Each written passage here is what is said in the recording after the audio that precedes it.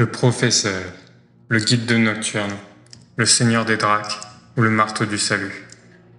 Il est parmi tous les primarques l'un des plus nobles et les plus proches des hommes. Ce forgeron divin fit de la forge l'un des préceptes de sa légion. Cette dernière, il la récupéra aux portes de la ruine. Là où ses frères régnaient sur le monde d'adoption, Vulcan n'en était qu'un habitant, guidant les siens. Il fut aussi l'un des meneurs de la résistance face aux Drukhari.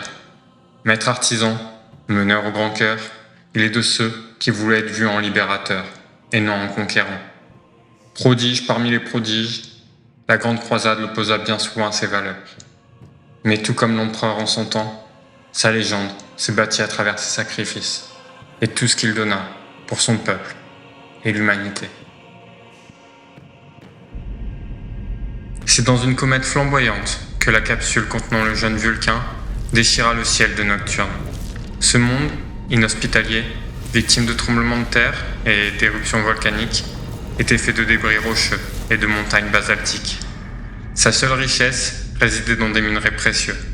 Mais ce monde était la cible de nombreux assauts, des pillards Drukhari. Le repos et le loisir n'avaient pas leur place sur ces terres. Seul le pragmatisme comptait. Henbel, un forgeron venant de la ville d'Hésiode, fut le premier sur les lieux du crash. Il se demanda si l'enfant était mort, tant les flammes brûlaient d'un feu ardent et avaient vitrifié le sable autour. Mais il n'en était rien. L'enfant était là, pleurant à peine. Ce n'était pas un démon ou un signe du destin, mais un simple enfant. Henbel amena l'enfant devant le conseil. Les vieilles légendes amenaient à croire qu'un sauveur viendrait des cieux pour enfin battre les pillards qui ravageaient ce monde. Tout le monde vit la majesté de l'enfant, mais personne n'osa se décider à le prendre sous son aile. Ce que le forgeron fit, appelant l'enfant Vulcan, comme le premier roi des salamandres, seigneur des volcans de Nocturne. Vulcan grandit, comme nombre de ses frères, à une vitesse démentielle. Son esprit et son talent firent de lui un apprenti de rêve pour Henbel. En 3 ans, l'enfant devient bien plus talentueux que son père adoptif. Il transmit son savoir au reste du peuple de Nocturne. La maîtrise du damas, des alliages et du corioage fit d'eux encore de meilleurs armuriers. La guerre est une forge où se composent des alliages nouveaux. Elle crée ceux qui y résisteront. Le temps passa. Chaque jour, chaque semaine, Vulcain confirmait un peu plus son statut divin. Plus grand, plus fort, plus talentueux qu'aucun homme. Il était désormais un exemple. Un jour, alors qu'il était comme tous les autres dans sa forge, son père adoptif lui offrit une pointe de lance, afin de tuer nombre d'aurochs. Ces bêtes parcouraient les pics de Nocturne. Cet amour discret et sincère d'un père pour son fils émut profondément le futur primarque.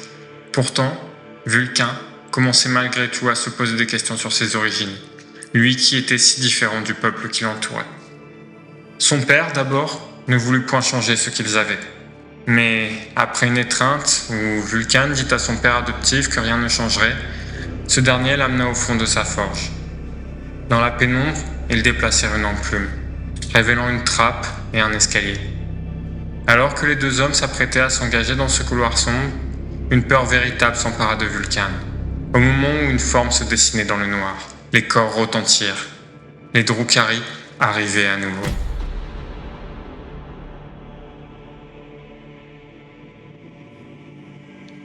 Vulcan et Henbel quittèrent la forge, en courant et se rendirent en ville.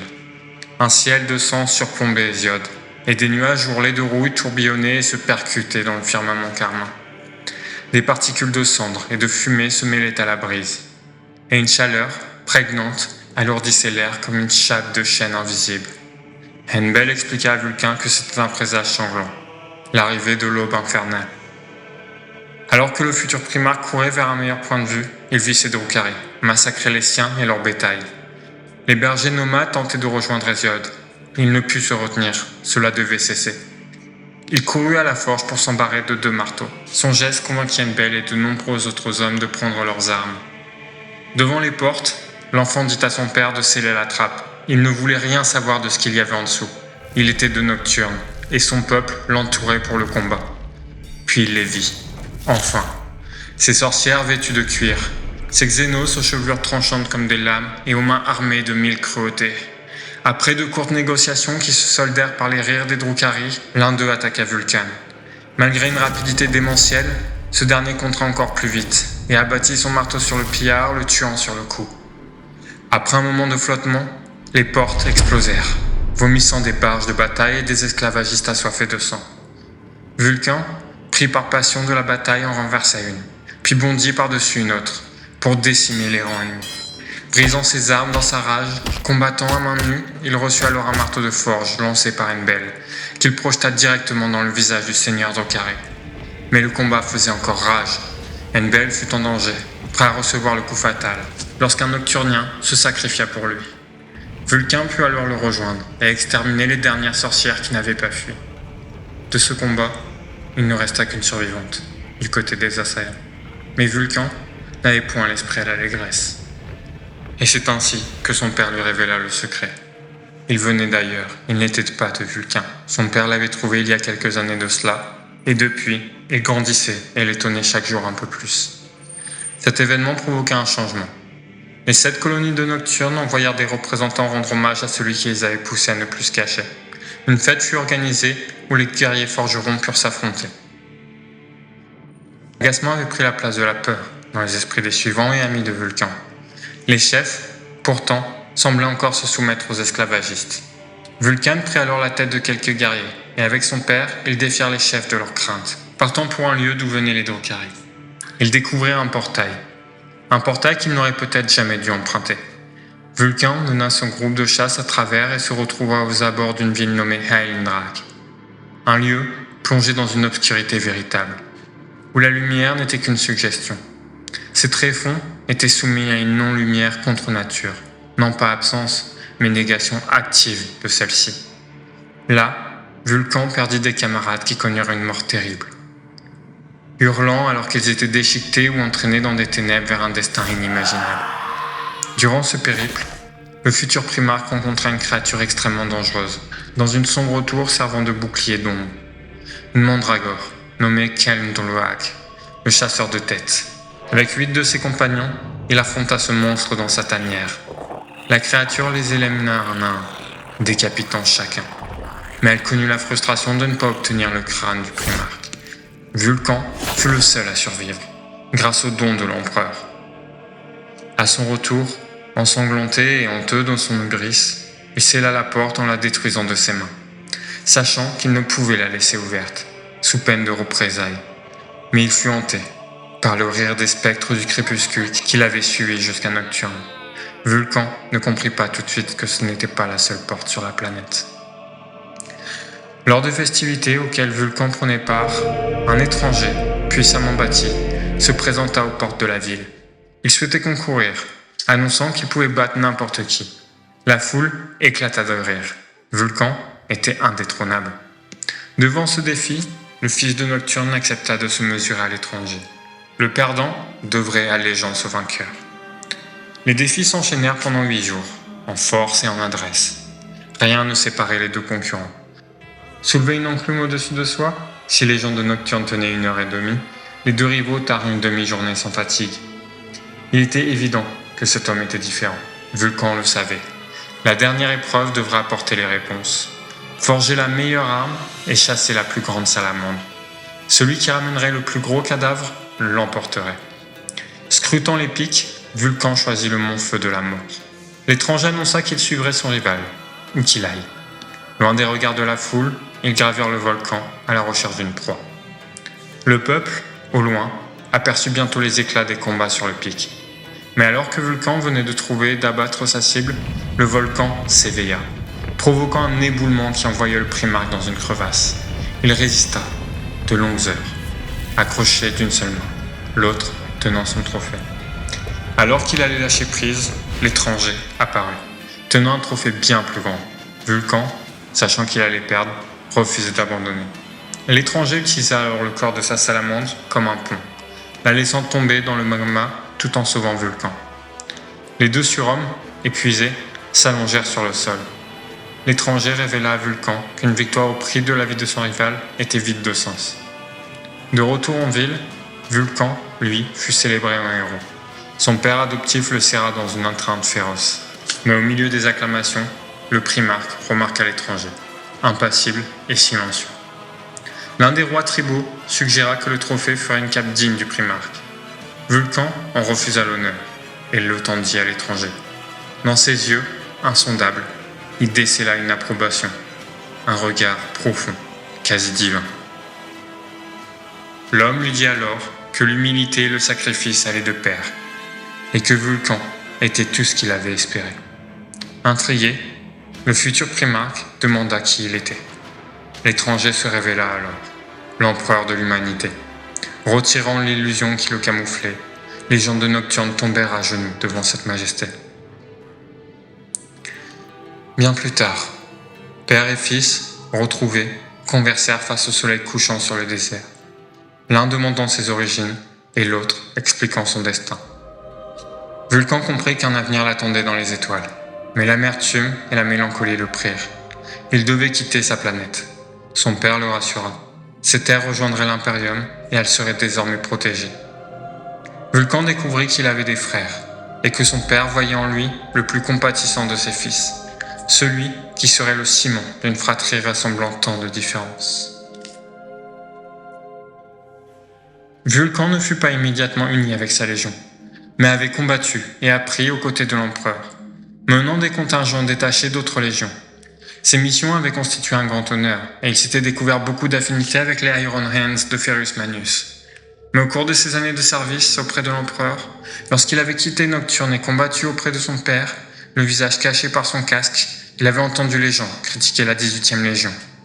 Personne ne mettait en cause sa bravoure ni ne cherchait à minimiser ses victoires, mais elle avait joué tant de fois le tout pour le tout, que cette tendance au sacrifice avait commencé à paraître suicidaire aux yeux des autres légions. Plutôt que d'ignorer ces murmures, Vulcan avait étudié les archives des engagements de la 18e. Il avait admiré la force et le courage de sa légion, ainsi que sa détermination à protéger les innocents. Mais il avait également constaté l'ampleur des pertes, un chiffre qui ne semblait que croître de manière exponentielle au fil du temps, comme si ne pas avoir leur primarque à leur tête les menait vers l'autodestruction. Il reçut du maître de l'humanité la mission de lever les premiers espèces marines issues de Nocturne.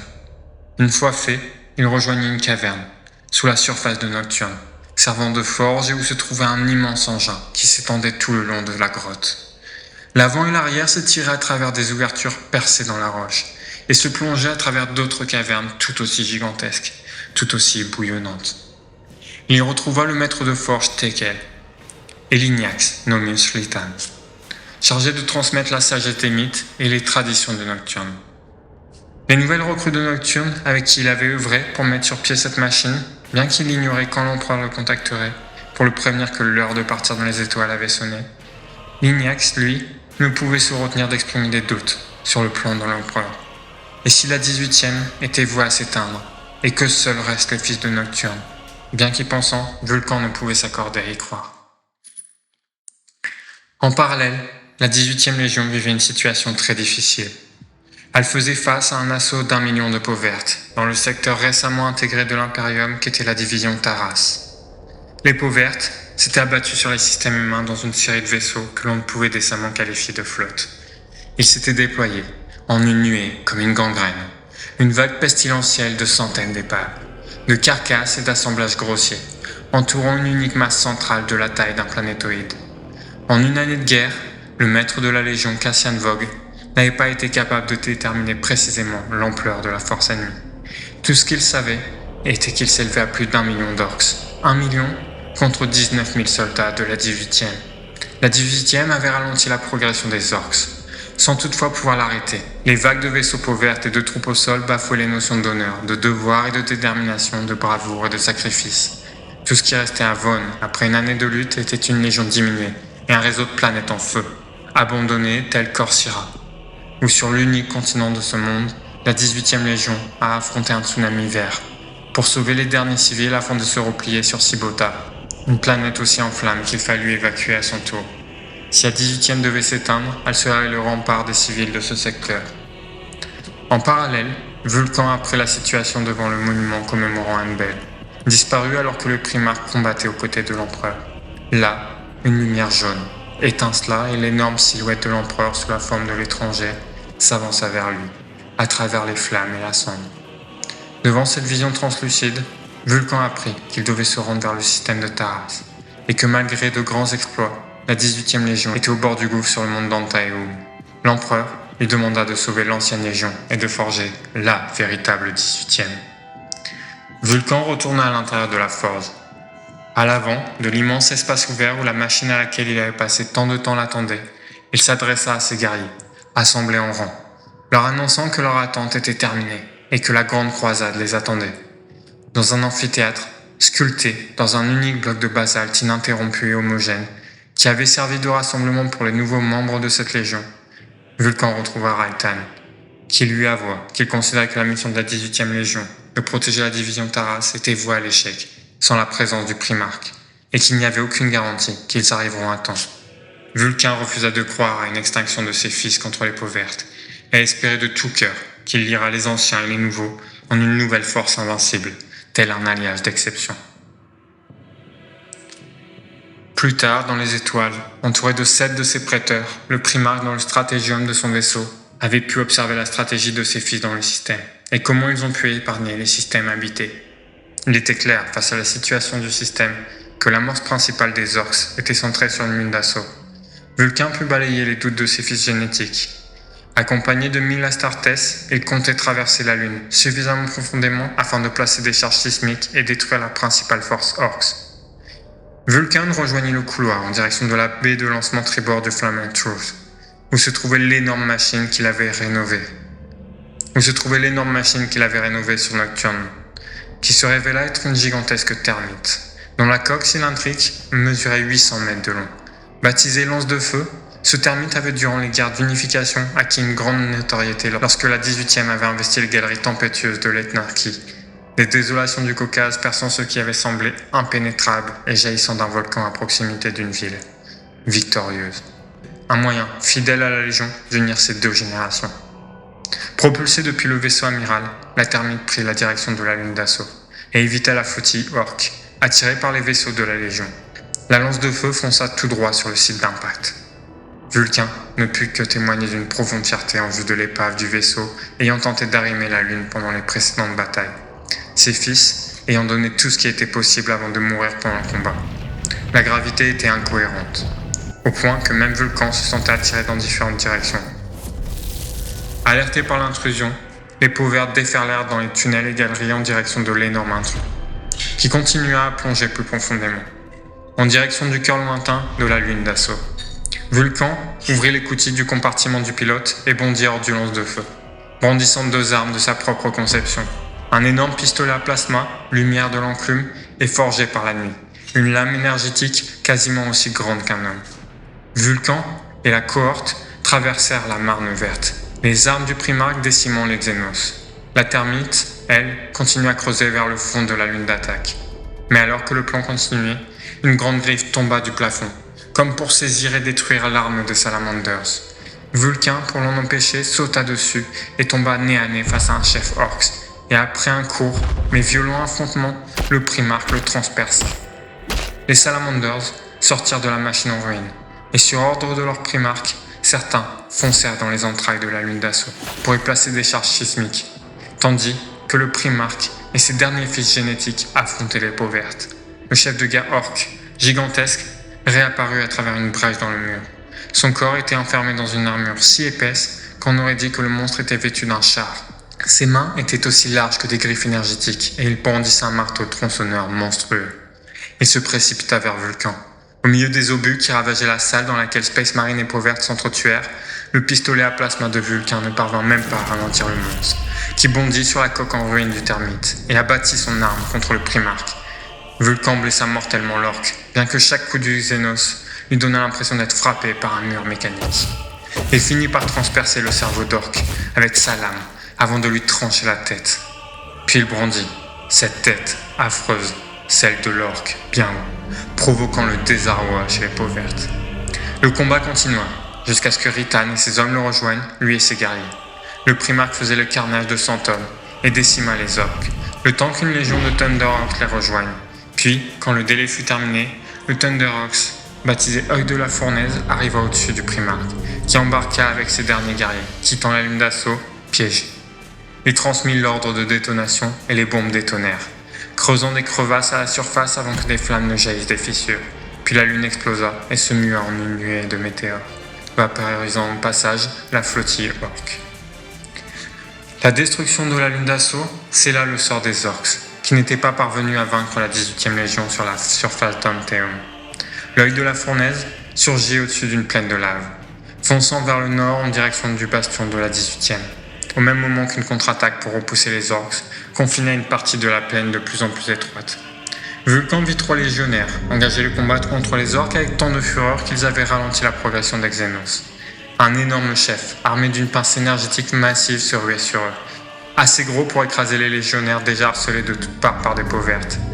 À 6 mètres au-dessus de la bataille, Vulcan sauta, heurta le sol et sa présence soudaine eut la force d'un bombardement orbital. Le primarque pulvérisa avec son pistolet à plasma la main du chef orque, avant que la lame ne transperce l'armure du Xénos et ne lui coupe l'autre bras. Vulcan ramassa sa pince énergétique et plongea ses mâchoires ouvertes dans le torse de l'orque, puis lui tira une décharge de plasma en pleine gueule. Devant cette scène, l'un des 3 Astartes qui affrontaient les orques s'agenouilla devant Vulcan, un officier du nom d'Artelius Numéon, et qui l'accompagna dans la mêlée contre les derniers peaux vertes. En pleine déroute, la Légion de Terra et celle de Nocturne convergèrent, prenant les Xénos en tenaille avant de les tuer jusque dernier. Devant cette grande victoire, les Space Marines de Terra et Nocturne se regardèrent, et Vulcan vit que l'alliage dont il avait tant besoin avait été fondu sur les champs de bataille. L'intégralité de la 18e Terran se mit à genoux devant lui, mais le primarque ordonna à ses fils de se relever et que cesse cette prosternation, afin de lui féliciter d'avoir sauvé le système de Tramas. C'est dans le fer, le feu et l'abnégation que les premiers fils du primarque allèrent jusqu'à sacrifier la quasi-totalité de leur force face à la marée verte. C'est aussi dans ce fer et ce feu que les fils de Nocturne purent créer l'alliage qui fera de la 18e une vraie légion. C'est dans ce fer et ce feu que le primarque comprit de quoi sa légion était faite. Après la bataille d'Anteum, Vulcan entreprit de construire et de reforger sa légion. Désireux de conserver et d'honorer l'esprit d'abnégation pour l'Imperium et de bravoure qu'il avait trouvé, mais également déterminé à ce qu'elle soit unie et devienne plus disciplinée à la fois dans son tempérament et plus sage dans sa poursuite des batailles. Le primarque s'est empressé de rassembler ses déploiements dispersés et de les unifier à nouveau comme un tout, bien qu'il ait pris soin d'honorer les engagements passés qu'il avait pris, comme le maintien d'une garnison permanente à la porte de Geryon, qui montait la garde en cas de retour des Manticores. Il ramena, par la suite, sa légion sur Nocturne, où, sous ses auspices, une puissante forteresse, égale à n'importe quelle forteresse de légion dans l'Imperium, fut construite sur Prometheus, la lune de Nocturne. Elle servit de quartier général et d'arsenal, tout comme Nocturne elle-même serait désormais la source de la majorité des nouvelles recrues de Salamanders. Vulcan entreprit de donner un but à sa légion, et une croyance commune. S'inspirant non seulement de ce qu'il avait appris aux côtés de l'empereur et de la machine de guerre impériale, mais aussi de la culture et des traditions guerrières et mystiques profondément ancrées dans Nocturne, cette planète dans laquelle il avait été élevé. Pour honorer les soldats terrans, il en fit des soldats de sa garde du brasier, rassemblant les prétoriens et le corps d'élite de la Légion. Le monde d'un 544 a été pris d'assaut par les Xénos à Eldari Exodite, une planète jungle luxuriante. Vulcan et sa légion, accompagnés de Ferrus Manius et Mortarion, étaient chargés de la mission. À l'intérieur d'un Stormbird, le primarque prit direction d'une bataille opposant ses troupes aux Xénos et se jeta dans le vide. Tel une météorite, il atterrit sur les champs de bataille et ravagea les rangs à Eldari, fracassant les mâchoires des Carnodons, ces terribles montures. La réussite de cet assaut exulta les rangs des Salamanders et des troupes qui se débarrassèrent et mirent en déroute les Aeldari. Rejoint par son écuyer et capitaine de la garde du brasier, Artelius Numéon, qui poussait son père à poursuivre les Xénos, ce dernier souhaita consolider la position, qu'importe qu'en pensait la Death Guard qui méprisait les Salamanders. Alors que le débat entre le primarque et l'Astartes avait lieu, des humanoïdes, pleins de tatouages tribaux, sortaient petit à petit de la jungle. Ils semblaient terrifiés face à ces super soldats. Vulcan retira son casque et s'approcha de la foule, qui eux reculèrent devant ce géant. Sauf un enfant, devant lequel s'agenouilla le primarque. Devant le géant, l'enfant vit quand même une certaine humanité, dans les yeux rouges brillants du géant. Les humanoïdes commencèrent alors à murmurer un nom, Ibsen. Le primarque prit ceci pour le nom de la planète. Alors qu'il se relevait et se demandait comment et pourquoi ces humanoïdes avaient été épargnés, il aperçut un commémorateur, ses yeux une image de la scène. Vulcan demanda à celui-ci de ne rien faire de cette image, car il ne devait pas être perçu comme un libérateur. Il devait ensuite assister à une réunion hololithique avec Ferrus Manus et Mortarion, chacun réparti sur différents points stratégiques de la planète.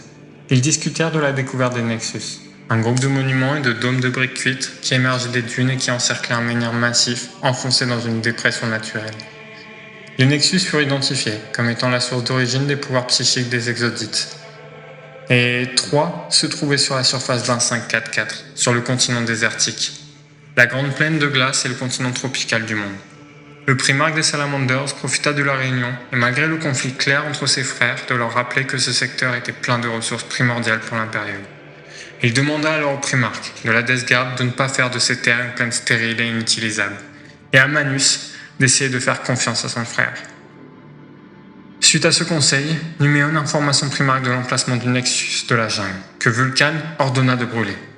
Les troupes se rassemblèrent, et lui et sa garde du brasier embarquèrent à bord d'un Stormbird. Vulcan, armé de têtes d'orage, le marteau qu'il forgea en hommage à Enbel, son père adoptif, sauta sur le Nexus comme une comète et fracassa le marteau sur la construction Eldari qu'il brisa, provoquant un contre-coup psychique qui tua les Psykers à Eldari, avant que les exodites, vaincus, ne se replient. Néanmoins, le primarque comprit que le chef des Eldari sur ce monde, une prophétesse, n'était pas parmi les victimes, et que donc, cette bataille devait continuer. Comme lors de la précédente bataille dans la jungle, les autochtones commencèrent à apparaître dès la fin des hostilités, apeurés devant les impériaux. Vulcan fut hanté lorsqu'il vit le corps sans vie d'une fillette, agrippant une statuette de bois. Puis, il reçut un message hololithique de Ferrus Manus, qui lui annonça la progression difficile des Iron Hands et de la victoire de Mortarion contre un autre Nexus, au prix de la souillure des étendues glacées et à l'endommagement gravissime de la géologie du continent par la même occasion. Vulcan proposa des renforts de sa légion, mais la Gorgone le refusa. Le primarque apprit par un de ses capitaines que des éclaireurs avaient été massacrés et qu'il n'y avait plus qu'un survivant, un commémorateur. Ce dernier apprit au primarque qu'un Nexus bien plus grand et puissant était encore debout. Vulcan fut intrigué par ce commémorateur du nom de Veras. Ce dernier lui parlait comme à un père, intrigué aucunement par le demi-dieu face à lui. Alors qu'il avançait vers son Stormbird, le commémorateur lui apprit le lien du Nexus avec la toile et que nombre d'Aeldari se tenaient autour. Veras allait même jusqu'à interroger sur le pourquoi les Salamanders voulaient sauver le peuple de ces secteurs. Le primarque alla jusqu'à menacer d'écraser le commémorateur qui allait trop loin, ce qui sembla amuser ce dernier.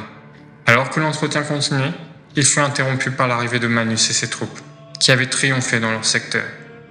Son frère, entouré de ses Morlocks, l'attendait afin de prendre d'assaut le Nexus restant. Ce dernier était entouré de ruines, plateformes antigraves et sorciers Xenos. L'assaut commença et fut une suite d'escarmouches entre Xenos, Force impériale et Space Marine. Les autochtones, quant à eux, surgissaient, fuyant de partout sur le champ de bataille. Manus et Vulcan, quant à eux, firent face à un Pteradon, une créature préhistorique volante avec la prophétesse Aeldari sur son dos. Ravi d'avoir enfin l'occasion d'éliminer le chef des Aeldari, Vulcan, aidé par Ferrus Manus, affronta le monstre, mais sa taille et l'épaisseur de sa peau étaient telles qu'il était impossible pour le seigneur des Drakes de la tuer. Le duel fit rage entre la prophétesse et le primarque, qui fut saisi par des racines dues à la sorcellerie de son opposante. L'intervention de Ferrus Manus lui permit de s'échapper de leur emprise. Vulcan, armé de son marteau, alla exploser le torse de la bête, évitant les projectiles magiques de la prophétesse. Le seigneur des Drakes utilisa les écailles du monstre comme des poignets pour s'élever sur elle, juste avant que la bête ne s'envole dans les cieux. Lame runique contre marteau, le conflit quasi divin continue dans le ciel. Lors d'un assaut, l'Aeldari fit jaillir du sol des racines afin de transpercer le Pteradon, et fit chuter la bête et les duellistes. Habitué à chuter de si haut, le primarque se releva sans encombre, s'approcha du corps, abîmé et fracturé de la sorcière, et d'un coup de marteau, envoya valser le crâne de la sorcière bien loin de ses épaules. Alors que le primarque était félicité par la Gorgone pour son combat et sa hardiesse, des doutes commencèrent à le saisir face au Nexus. Il ne voulait le détruire, de peur de libérer un mal bien plus dangereux. Au loin, il vit le commémorateur vorace, s'approchant de la construction et disparaître soudainement. Vulcan ordonna alors à ses hommes de pénétrer les lieux en perçant la construction. À l'intérieur, un cercle rituel, et, partiellement caché par des flammes, se trouvait une silhouette, attachée à une colonne de bois qui soutenait le plafond de la pièce. Lorsque les prêtres virent Vulcan, ils s'enfuirent au fond de celle-ci. C'est alors que le primarque comprit. Les autochtones d'Ibsen ne voulaient pas être sauvés par l'Imperium, car ils l'avaient déjà été par les exodites. Avant de chanceler, lorsqu'il vit que l'individu attaché à la colonne n'était nul autre que la guerrière Drukhari, qu'il avait confrontée sur Nocturne, devant les portes des Iodes, lorsqu'il avait pris les armes contre les spectres du crépuscule. Bien que décharné, elle le reconnut aussi. Les humains d'Ibsen avaient été victimes autrefois des raids Drukhari, et ils vénéraient les exodites qui les avaient sauvés des déprédations et de leurs ignobles cousins. Dégoûté de cette révélation, le primarque ordonna une purge, car personne ne devait pactiser avec les Xénos. La planète ne fut plus qu'un amas de cendres, drainé jusqu'à son extinction. Félicité par la Gorgone, Vulcain ne ressentit que déception face à ce choix, condamnant Ibsen au même destin que Nocturne et ses terres d'origine. Le primarque ordonna une fois parti de la planète de lui amener le commémorateur Vorace. Mais personne ne vit ce Vorace, et personne ne sut de qui on lui parlait. Une fois en orbite, le primarque nomma la planète Caldera, et jura de protéger ses terres, comme Nocturne, car ce monde ne deviendrait pas dépourvu d'âme. Lors de la campagne de la conformité du Karatan, Vulcan rencontra la commémoratrice Sérif. Il accepta de lui faire part de sa vie et de sa vision du monde. Les commémorateurs étant chargés de garder des traces sous divers supports pour garder en mémoire les actes de la Grande Croisade. Et le primarque les a bien accueillis. À l'intérieur d'une cellule d'obsidienne et de métal noir, Vulcan accueillit Sérif. Dans la chaleur des fers et des tissons, au milieu des éclats chauds des charbons incandescents qui entouraient un lit de braise. L'air était si brûlant et si étouffant que Sérif portait un respirateur et posait ses questions au primarque à travers un encodeur radio qu'elle avait accroché à sa ceinture. Il lui parla de ses années avec Enbel, son père adoptif, et avoua qu'il aurait préféré devenir infirmier plutôt qu'un seigneur de guerre. Il questionna Sérif, lui demandant ce qu'elle voyait dans ses yeux. Cette dernière répondit du feu, avant de s'évanouir, ne supportant plus la chaleur. Vulcan la rattrapa à temps avant que Skadvar, un membre des gardes du brasier, son corps d'élite, ne rentre pour se voir remettre le corps de la femme, et entendre le primarque être satisfait de sa force, car elle avait tenu une demi-heure dans la chaleur suffocante, plus que n'importe quel autre commémorateur. Le primarque respectait la force de tous, et Sérif était ainsi de celle qu'il respectait. Dans ce même secteur, où Karatan fut le terrain d'une campagne des Night Lords dirigée par Conrad Kurz et des Salamanders, les deux légions devaient se débarrasser des terreaux de rebelles obéissant à 12 seigneurs Eldari, dû à la perversion psychique. Dans sa volonté d'être un libérateur et non un conquérant, le primarque ordonna à ses hommes de pénétrer la ville de Kartan et ne tirer que sur les soldats adverses. De plus, il voulait que les commémorateurs soient témoins, et qu'aucun civil ne soit touché par cet assaut. Mais arrivant devant les murailles, il eut la surprise de constater que nul conflit n'éclata. Juste le silence. Un silence de mort. Et les portes restaient elles aussi fermées.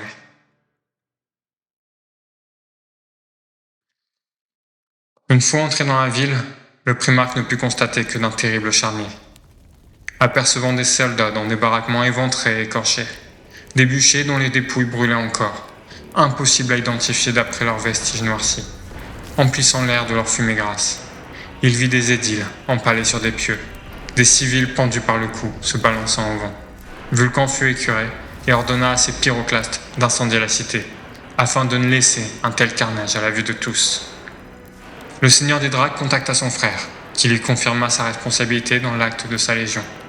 Simple moyen psychologique pour lui de réduire les combats à venir en distillant la peur dans l'esprit de leurs opposants, et que son frère devrait le remercier, car ainsi, la 18e et lui n'aurait pas à se salir les mains. Vulcan, pris d'une rage incontrôlable, effraya même la commémoratrice Sérif, avec qui il avait tant échangé. Derrière cette rage, il se rendait compte que lui, aussi, n'était en fait qu'une machine à tuer. Plus tard, pendant la campagne, la capitale se rendit, par peur de ce que les Night Lords pouvaient leur faire. Ils enfermèrent les sorciers Eldari dans des cellules. Vulcan, bien que la campagne se terminait avec un nombre de batailles réduit, était convaincu que son frère était pris d'un mal terriblement dangereux et insidieux.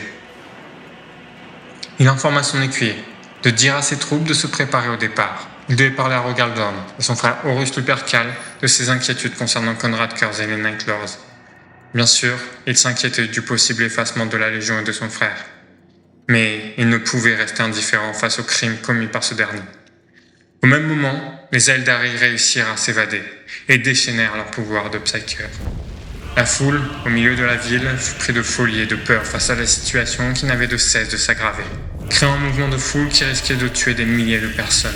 Bloqué de toutes parts, un char Stormsword qui bloquait la populace fut poussé par le Primarque et permit aux civils de trouver un échappatoire.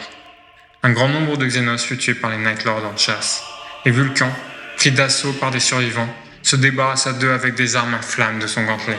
À travers la rage du combat, le Primarque finit par voir le corps sans vie de la commémoratrice Seraph, tuée par un bolt de Night Lords. Pris d'une rage incontrôlable, il alla jusqu'à déchaîner sa puissance autour de lui, tuant un enfant à Eldari, n'entendant à travers sa colère que le rire de son frère, le félicitant d'être un tueur de sang-froid, tout comme lui. Une fois la bataille terminée, le Night Hunter rejoignit son frère. Et alors, qu'il lui demandait pourquoi il souhaitait tant sauver des civils de pauvres autochtones, une transmission les informa que les rebelles qui s'étaient rendus furent massacrés. Pris d'une colère noire, Vulcan sauta sur son frère et le tabassa, les rires du seigneur des Night Lords lui disant qu'il devait accepter ce qu'il était, une simple bête de guerre, assoiffée de sang. Le seigneur des Dracs finit par arrêter le massacre et dit à son frère de ne plus jamais l'approcher.